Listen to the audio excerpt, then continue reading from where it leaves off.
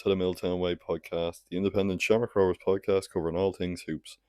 I'm Ryan Brennan. On this week's episode, we'll be looking back on one of the most dramatic Dublin derby wins in recent memory as Shamrock Rovers come from behind to beat Bohs 2-1 in Dalymount Park, thanks to a 97th minute winner from Enda Stevens.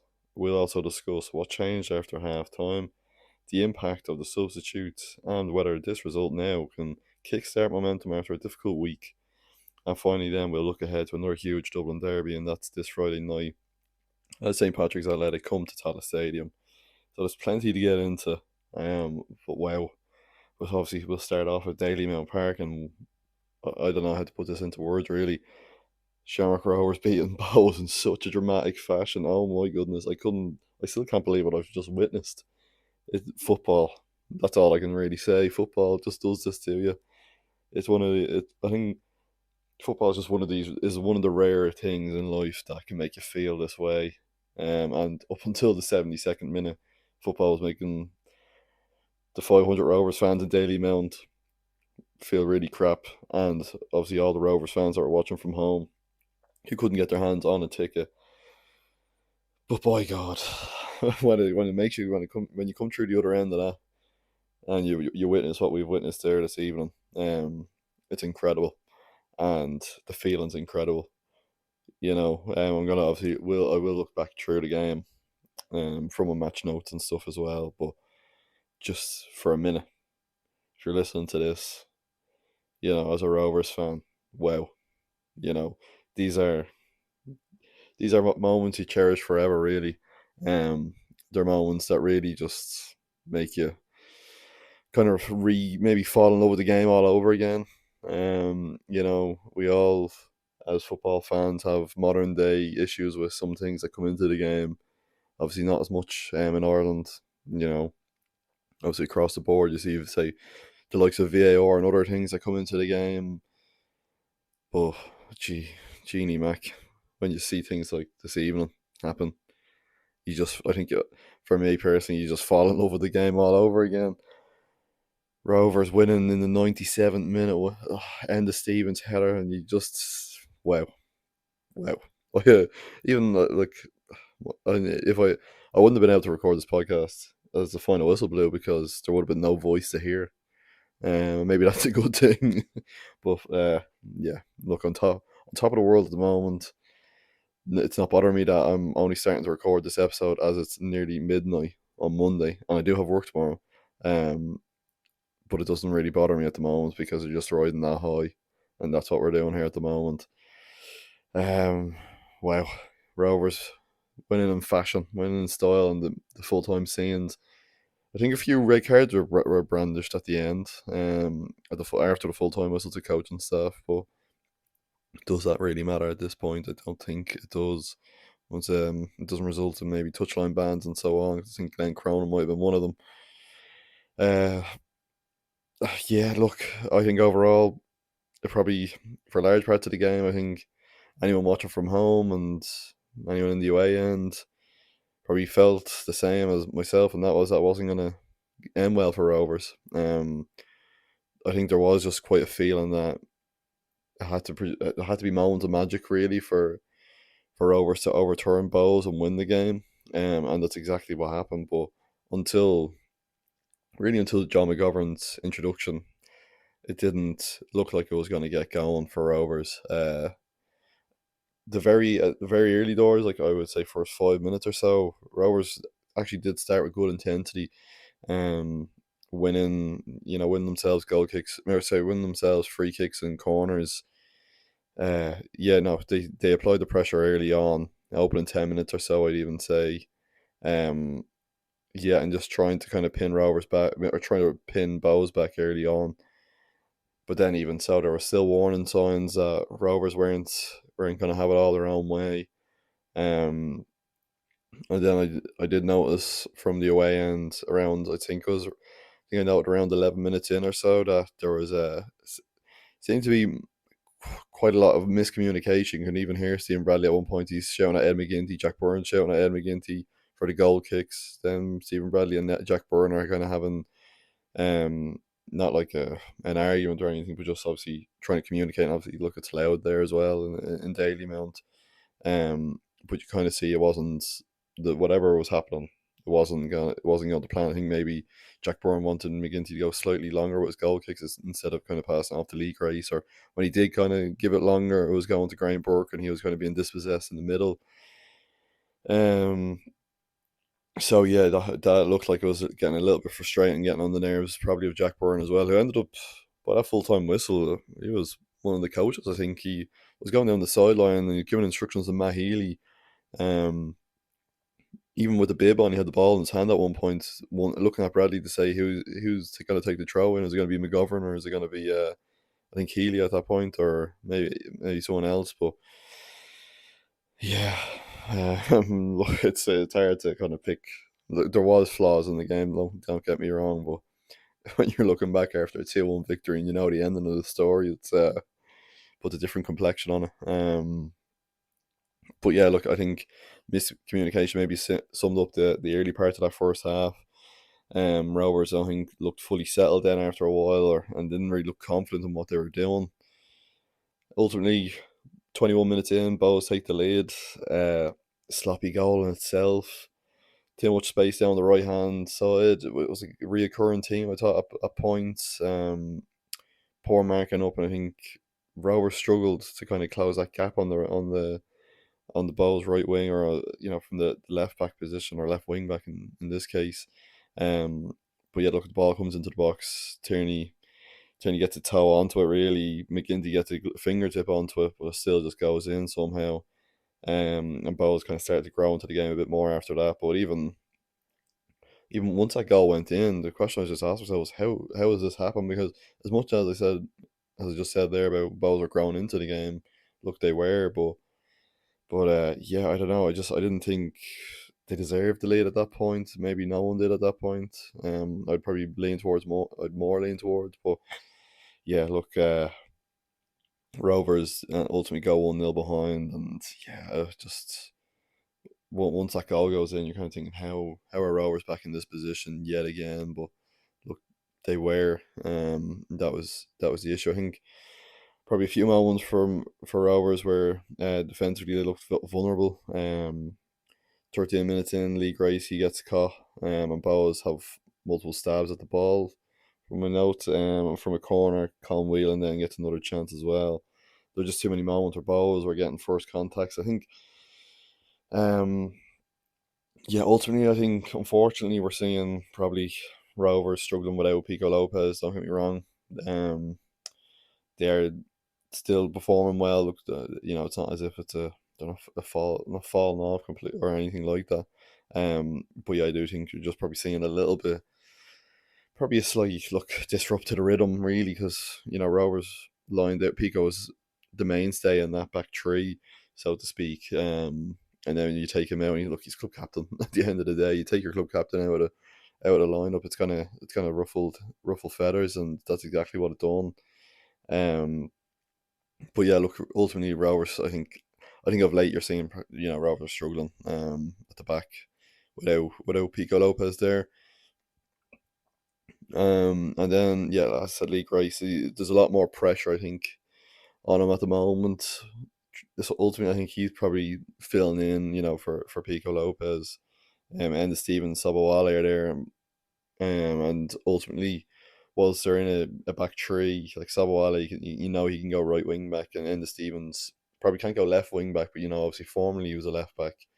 Obviously he'd be mainly a centre back or a left sided centre back, in this Rover setup for the duration of his stay, but. Obviously that's his age as well comes into that, but ultimately was always known as a left back. So it's Lee Grace that's in the middle of the two of them lads who probably are prone to maybe run a bit further up the pitch. And the Stevens did make a good few runs that approach kind of halfway line beyond. A couple of misplaced passes from Stevens as well, I thought, where Rovers might look like they were in to get past Bohs defensive line. Particularly at times there was a high line that Bohs held because they were pressing high on Rovers, and they're picking their moments as well. But Rovers showed that it was not maybe easily isn't probably the wrong choice of word in there, but Rovers did show that it could be undone. Jack Byrne at one point kind of just ultimately does a turn unexpectedly, makes a turn unexpectedly, and then he slips into Greene on about the halfway line. Greene, if it wasn't maybe Greene or maybe someone who had a bit more legs, probably make a dart and run towards the keeper. Obviously, look, Aaron Green's not going to be the one to do that, to bring himself one on one with the keeper. But yeah, there was just at that particular moment, I thought this Bohs defense obviously can be undone, but it's just a matter of how Rovers are going to do that. Jake Mulroney, he has his critics. There's no doubt about that. I think going forward, Rovers they just weren't clicking. The moment's probably down both sides. Graham Burke's trying to create. Aaron Greene driving positively down the right. And Jake Murray trying to get balls into the box, but the end product just wasn't there really. Yeah, look, the away end's getting probably more than impatient with Jake Mulroney, I think. Particularly as the first half went on. Look, it's a difficult one with Jake. He's coming in from Pats. There's a lot of pressure on him to perform. Everyone knows his capabilities. I think, you know, Rovers fans have seen it mostly when he was at a Pats shirt. Performing at Tallaght Stadium. But there is a player in there. There's no doubt about that. He's shown glimpses of it. It's just probably not on a consistent enough basis. And a lot of the time, if for example he's down the right wing, where if he tries to make a run, it's almost guaranteed he's gonna cut back, and just give it back into centre mid. Now, don't get me wrong, that is kind of the game these days as well. Um, you don't necessarily see wingers just charge at fullbacks anymore. But yeah, I don't know. I just think from that perspective, I thought Jake just probably struggled. I think at the moment it's probably his confidence is probably a little bit down. I think. And look, as fans, as much as he can be a bit frustrating at times, there's a player in there, he's not performing. And yeah, I just think as fans, the job is to get behind them and try to get the best out of him. It doesn't help anyone if fans are just constantly on his back, and maybe he loses more confidence, and doesn't then in the end he won't perform. And his performance will probably digress if anything. Um, Look, I get it. Look, from even from my own perspective, it can be frustrating. But I think, look, we all know there's a player in there with Jake. He was a good player at Pats. There's a reason Stephen Bradley wanted to sign him, and even throughout the season so far, he's definitely performed. So yeah, there's a player in there. It's just getting him out. Yeah, look, he did struggle today. I don't think it was his best game, but yeah, look, I think Jake can come back into his own as well. Another player I wanted to mention was Aaron Greene. Um, One thing I think wasn't really noticed was probably how isolated Aaron Greene looked at times. One moment when Jack Byrne he breaks the Bohs press brilliantly, and then obviously, as I said, uh, Greener's sets himself in, but he's not that man to lead that line. And then at this stage of his career, I think it's not his game anymore. So ultimately that fall into the wrong player. Um, and yeah, look, ultimately you want that to be someone else that's getting to that ball, and yeah, just being able to drive at them. Obviously half time comes, Rovers are 1-0 behind. Honestly, I thought Rovers probably overall in that half were poor. It's hard even to put yourself back into that mindset, because as I said, we know the story, but yeah, look, I think Rovers probably not getting close enough to the second balls was in the middle of the park was too congested as well, and they weren't coming away. It was just bouncing. You've seen it time and time again at Daily Mount. It bounces off the players, I think, and ultimately they're struggling to get the grips of the game, lacking control, and too slow at times. And then yeah, look, I think Bohs at times, as I said, going man for man with the press, and yeah, look, I think Rovers were just playing into Bohs' hands at times, and yeah, it wasn't working for them. Look, second half probably ultimately it doesn't get off on the right foot. Victor Osinvuna goes down injured and comes off for Dylan Watts. Now look, obviously Dylan Watts is the one who gets that assist, so um, on that front, it's definitely not a bad thing. As on the note of Victor Osinvuna, obviously he was quite distraught coming off. Uh, Looked like he was a bit overwhelmed. His name got rung out in the away end as well in support of him. But look, everyone knows exactly what type of player he is, and I'm sure he was probably look he wouldn't have been too happy to come off in a Dublin derby when he's trying to change the game himself as well, and obviously Rovers being 1 down at that time. Um, I think that then as the game progressed, probably better tempo in the game. Dylan Watts, as I said, look, he ultimately gets the assists, but he immediately brought more composure and tempo as well. I think Rovers started moving the ball a bit quicker, and started getting balls moving side to side more a bit. Times where they were a little bit slow and trying to feed the flanks. As I said, there's times where Jake Mulroney's kind of waiting for his chance and doesn't probably not fed the ball, for whatever reason. But even shifting across the centre backs, I think on the halfway line, and but when you're trying to camp in Bohs half, I thought was just a little bit slow at times. But yeah, then the first real warning sign comes around 57 minutes, I think. Graham Burke, he forced a save from outside the box, good effort, drills it low and hard. It's saved. Greene then has a rebound where you just think. Also, I thought that had to be goal bound. It doesn't. He saves again. But then that was, I think, the real moment where Rovers thought this is back on, and then on about 72 minutes, I want to say, John McGovern replaces Aaron Greene. And well, I think that just turned the game. I'll tell you, that completely changes the atmosphere. About a minute after John McGovern comes on, because I think it has to be his first touch of the game, I'm not sure. Great cross from Sobowale, and who else? John McGovern's on the other end of it, and the away end wakes up.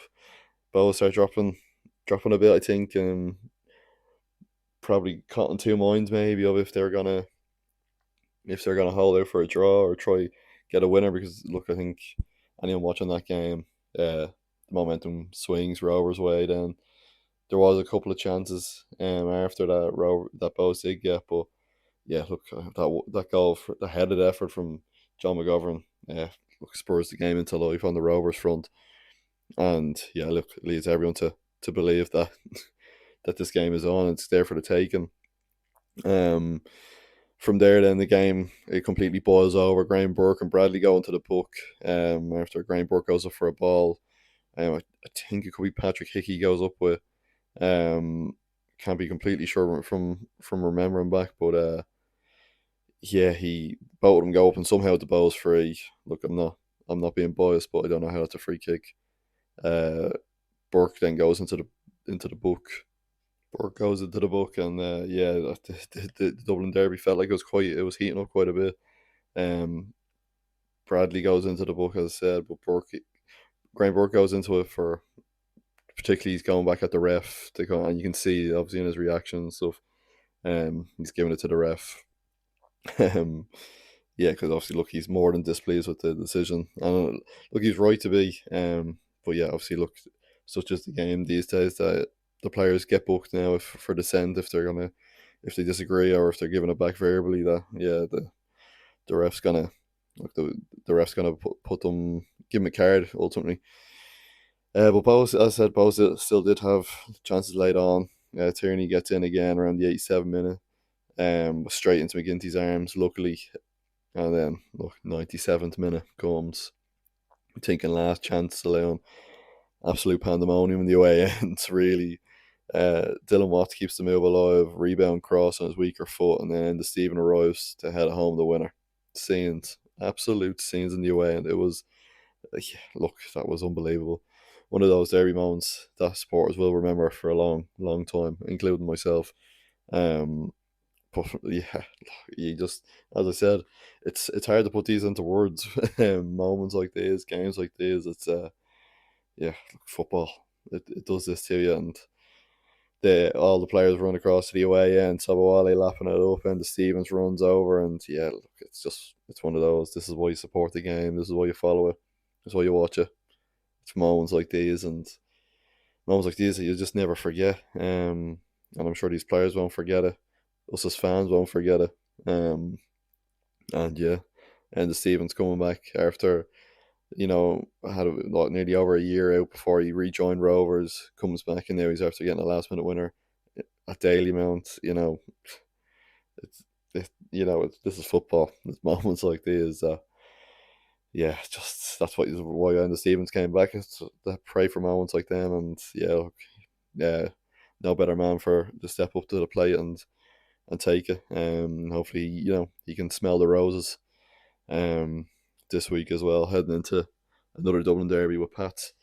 Um, but yeah, look, I think the biggest thing after half time was that Rovers finally started to play with urgency. Um, I think ultimately, I could be wrong there, but I just thought, yeah, look, that first half it came and went on the Rovers front. As I said, bar kind of a slightly positive start where Rovers applied the pressure early on.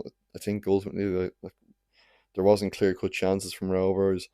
And look, Daily Mount is what it is. It's a small, it's a bobbly pitch.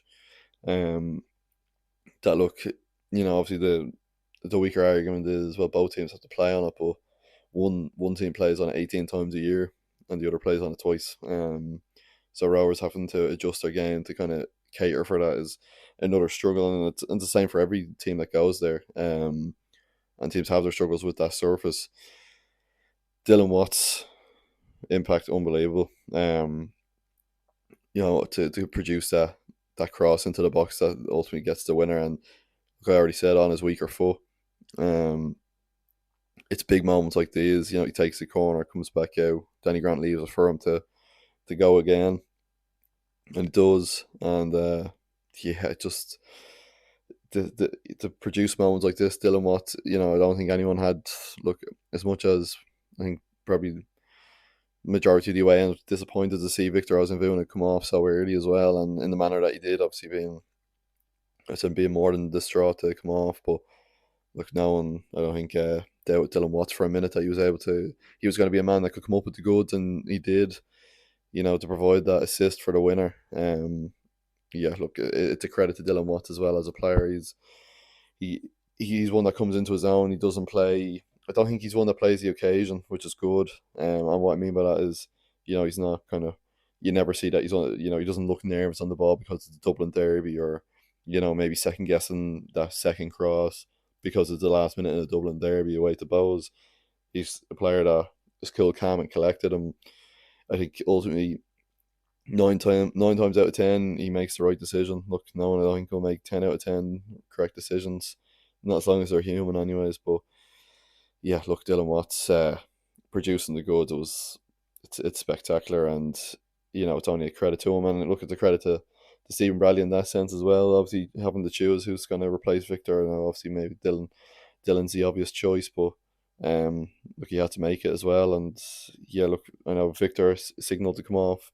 He knew from his injury, and anyways, when he was on the ground. But yeah, look, incredible from Dylan Watts to come into a game as well where you don't start. I know it is early, there's only a couple of minutes into the second half when Victor went off, but yeah, look, to come into a Dublin derby 1-0 down and ultimately assist the winner. It's look, it's a huge credit to the lad. I think another thing that started working in Rovers' favour in that second half, particularly, is probably committing more bodies. There's obviously, look, when it's early, there's a hesitancy, get caught out, there's plenty of time to, concede a second goal, a third goal. But when you're doing it maybe in a more cool, collected manner, it works. And as well, that, you're not just putting bodies forward, but they're applying pressure. It's not just a matter of kind of 10 players going up the pitch to try do something. It's measured, and that's exactly the game plan from Stephen Bradley. Look, he'll shout it till the cows come home. And yeah, look, that's exactly what happens. Like in that first half, Aaron Greene, I said, few occasions where he looks isolated on that halfway line. Ultimately, he does. But yeah, more than just that occasion. There's one where I think he makes a dart and run down that right wing with the ball. Not really an option to give it off, and then ultimately takes. I think it's a kind of more of a lame attempt. And yeah, look, nothing comes of it. whipping him off. Look, on 72 minutes, it's a big call in the Dublin derby, and the risk is, does John McGovern, without knowing, does John McGovern make that impact? And he done more than just that. You think back to that Drogheda performance that McGovern had, where he bagged a brace. It's these are moments that build confidence, and that's exactly what this will do. For John, he's one that I think he's needed these moments of late. But look, once he keeps kicking on and does more and more, that's what you want, and to force yourself into these plans. I think there was probably calls not too long ago for him to be loaned out and stuff as well, and if he's going to come on and score an equaliser in the derby, and you kind of ultimately change things up as well, because I thought most of the occasions he's pressing the centre back, and when the ball's up in the air, he's kind of like, look, he's wrestling with them. I know. I think there was a couple of times where he's up against Patrick Hickey, and Hickey has a couple feet on, or maybe a foot on him. So it's probably a bit more of an unfair battle, but still pressurising them and hounding them out. Another one is Sabowale. Again, another influential performance. Delivery for the equaliser was excellent as well. And even overall his game, I think a couple of moments where you saw that maybe was still struggling a little bit with the occasion, so to speak. And what I mean by that is more so just I thought there was times where he pressing a little bit too high, maybe, or taking too heavy of a touch, to be being dispossessed. There was a particular moment where it was later on in the game, and I think Burke takes a throw in, but then there's a ball going back to him that he kind of waits for, and then ultimately gets intercepted. And the away end don't be shy and letting them know the feelings, and look, maybe rightly so there in these occasions when it's so kind of moments to find these games, as we all know now. But look, yeah, momentum, that's the big thing. And derby, look, particularly with derby games, whether it's Bohs, Pat Shells, whether it's away or whether it's in Tala. I think once Rovers equalised, I think that changed everything. I know that's might be saying the obvious, but um, that's exactly what it is. Goals change games, and Bohs, I think, suddenly looked nervous then. And I said you could nearly, I feel like you could nearly see when you look at them, or look at the game, maybe if you watch it back or look at the highlights. It was just, I don't know. I just noticed there was a hesitancy from Bohs where it wasn't there. I know they're kind of pushing for the second until Rovers equaliser, or until Rovers get the equaliser.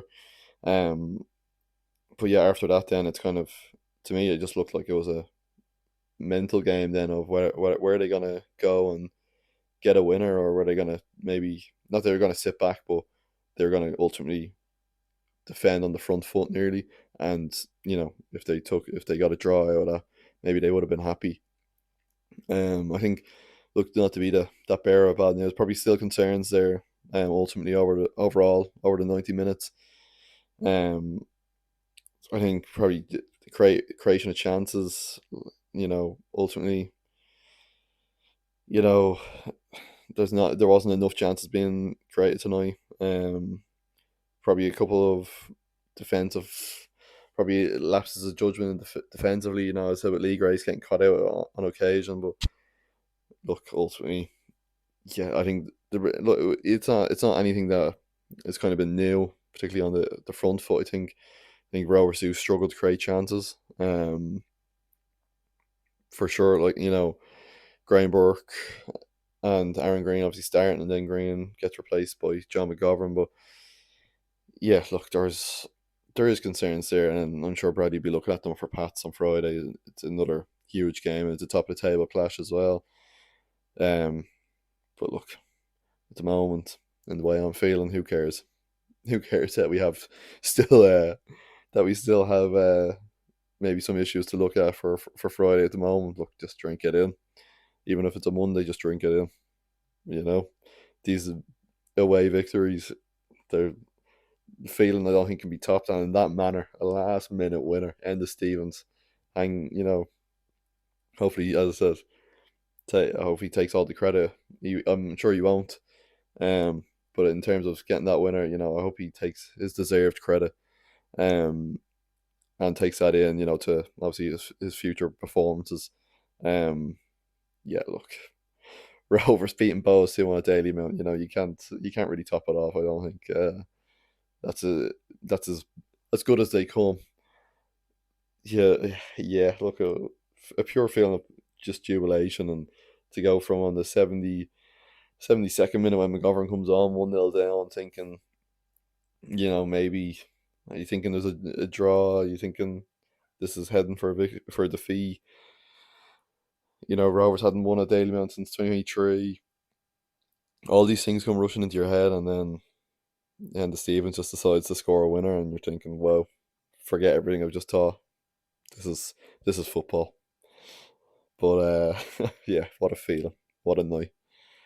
We'll move it on. The final segment of the podcast is, of course, looking at Friday, and that is Rovers hosting St. Pat's. It's another mammoth fixture, really. Um, as I said, top of the table clash.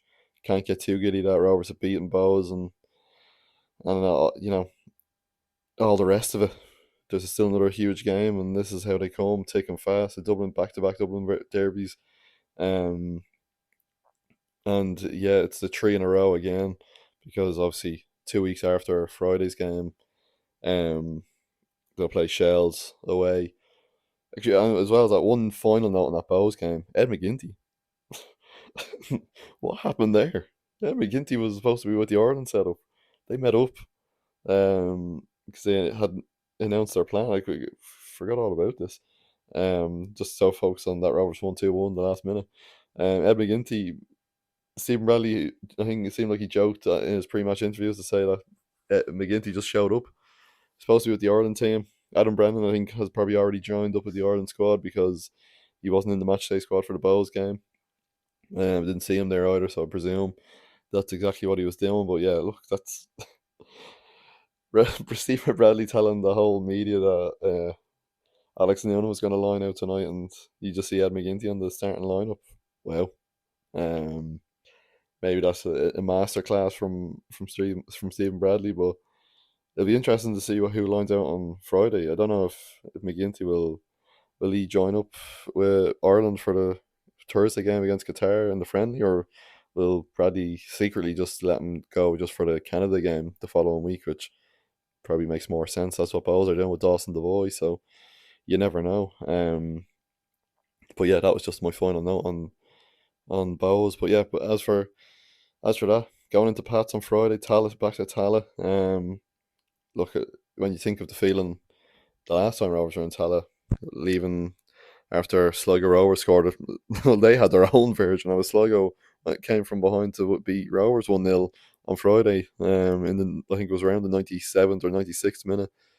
Um, when you think of that feeling, and now you get your own taste of the last minute winner, and all of a sudden everything's forgotten about in that Sligo game, and thinking how the Rovers upkeep the momentum and take it to the Pats game. It's crucial they do. Look, they'll be without Adam Brennan again, I suspect. Anyways, if he was missing Bohs tonight, he'll miss Pats probably on Friday. He might feature in the guitar friendly. God knows what the goalkeeping front will be. Will it be Ed McGinty? Will it be Alex Noonan? I think either way, look, it's going to be a big call. If it's Alex Noonan, plenty of trust to put in. Stephen Bradley speaks very highly of him. Look, a lot of fans will know exactly the levels he can produce. But again, like, it was a big call if you're going to put me in against Bohs, and it's a big call if you're going to put me against Pats. And the Pats game is a top of the table clash. Um, so yeah, look, only time will tell. Will begin to be pictured in Ireland top in the coming days? Training with them in Abbottstown, or is he going to stay in Tallaght preparing for the game against Pats? Who knows? Because I don't, and no one knew that McGinty be there till until today. But yeah, look, football. And this is what happens. The mood feels completely different now.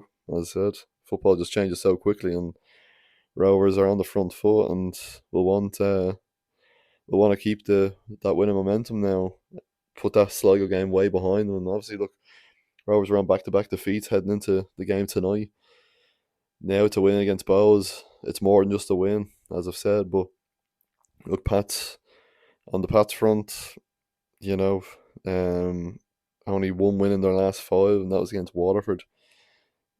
Probably not in the best of form. There's three draws in them 5 games and one defeat. That defeat coming against Shelburne, they obviously recently drew away to Derry 0-all.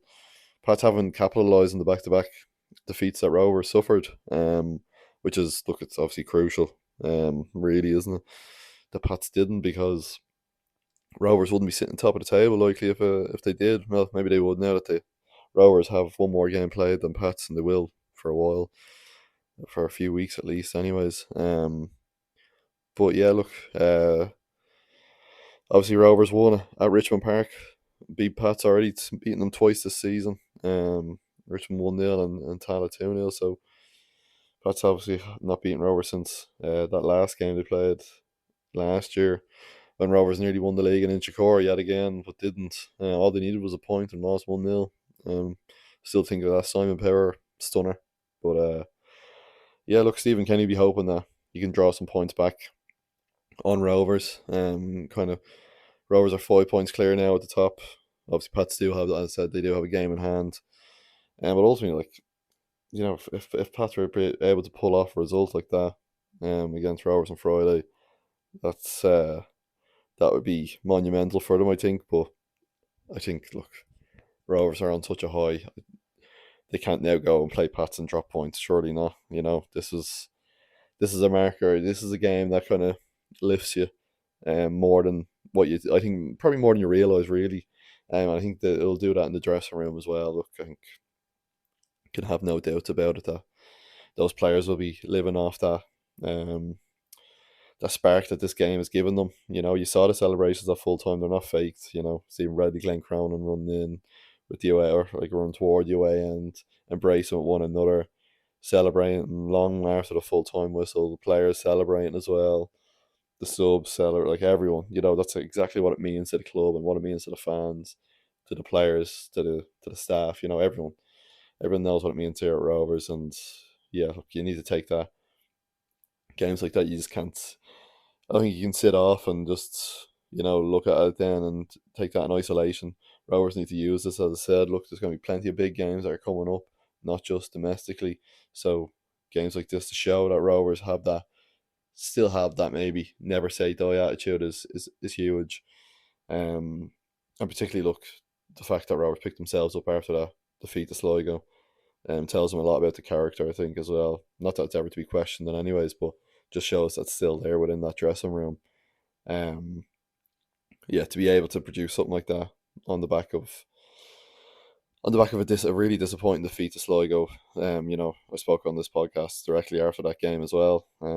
Non-stop doing midnight podcast at this rate. But yeah, look, it was more than negative, really. So it's probably more negative than you'd want. And so yeah, the fact that Rovers were able to come off that and still win 2-1 in the dramatic fashion they did, huge. And they'll need to go on and build on that against Stephen Kenny's Pats. I know, realistically, I think Stephen Reddy probably be looking at this nearly licking his lips. I think there's no better way to build on that win over Bohs tonight than beating second place as well. As I said, it is a top of the table clash. It is first against second. Um, we had a debate on this podcast before about, is it a top of the table clash if it's not first against second, if it's someone else. No, it's not. First against second is exactly what Friday is. So yeah, look, make sure whoever's listening to the podcast, make sure you're there on Friday if you can. Support the lads. It's another big game. It's not just beat Bohs and then sign off and run into the sunshine.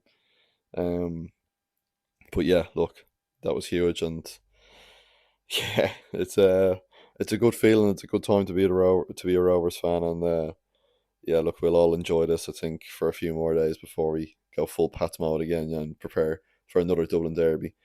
Rovers fans, I think we deserve this one. But that's it for episode 33 of the Milltown Way. Thanks as always for listening. Be sure to follow us across all socials, and do subscribe wherever you get your podcasts. And yeah, look, hopefully we'll be discussing another positive result after this Pats game, another Dublin, back to back Dublin derbies. It will be 3 consecutive Dublin derbies out when Rovers play Shells nearly mid-June. That's another while away, but yeah, as always, thanks for listening, and yeah, we'll chat to you after our Pats.